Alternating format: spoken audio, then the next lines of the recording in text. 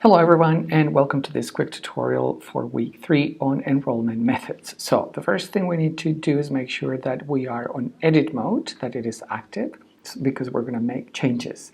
And then go to the top, look at the blue ribbon where it says participants, click on participants.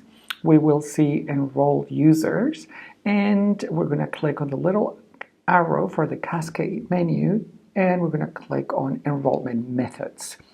Right now, by default, we have manual enrollments. We know that it is active because we can see the little I there, and we can add people manually, or we can edit it, or we can delete it. But if we delete it, then we're locked out of the course, basically. So don't delete it.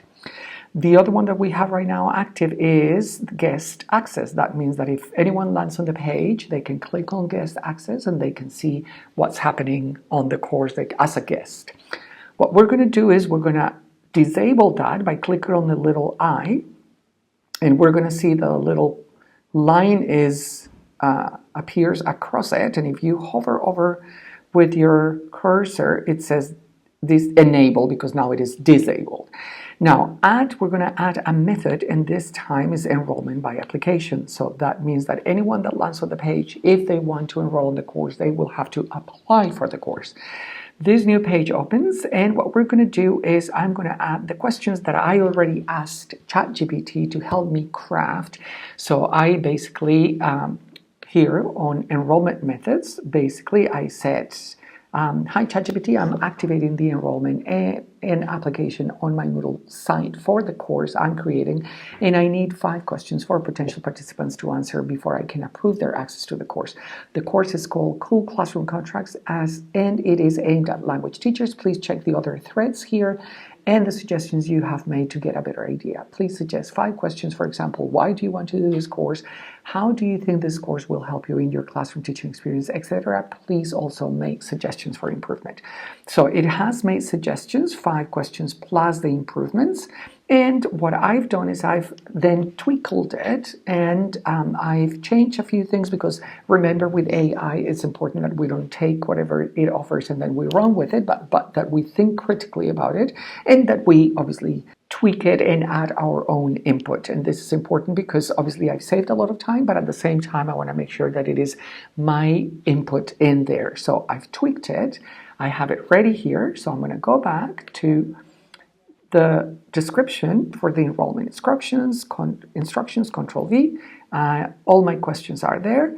Require application text. We have different options. Require application text, show application text. We need to attachments. No, we don't want any attachments. Show application attachment. No.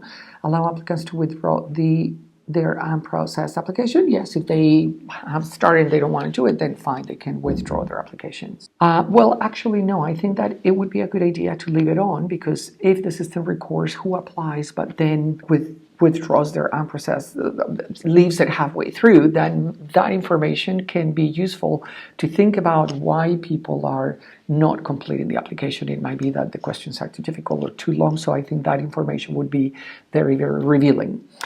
Require application text, definitely. I'm going to enable it. I'm going to leave it open. And however, we have the possibility to have a very clear application start date and application end date. So if you have your course open already, then obviously, or you're about to start the course, this is very important. For demonstration purposes, I'm not going to do this, so that it is open for an unlimited amount of time, and from the minute I apply it. And then profile fields, country, email address, gender, picture, time zone, definitely I want to leave those as well. Available seats, I'm going to say, for now, I'm going to offer just, let's say 20 seats, and see how many people apply. Allow applications after the seats are full, just in case. Then application attachments, no, I don't want any attachments. So let's see, 0. I don't want any attachments because this creates a little bit of a problem with storage. So it seems like it is set to 1. Okay, this is interesting. Let me see if it has something to do with require application text. No, it stays the same. So I'm going to leave it as it is because there doesn't seem to be a way to turn it off. Okay, and I'm going to here, require application text. Okay, require application text. Right, enrollment, start date, and default role. Very important is not, they're not teachers, they're students. This is for students. And I'm going to leave that open. So I'm going to add that method. And let's see what happens. So we now can see that enrollment by application here, and it is active. Okay, so I hope this was useful. Bye.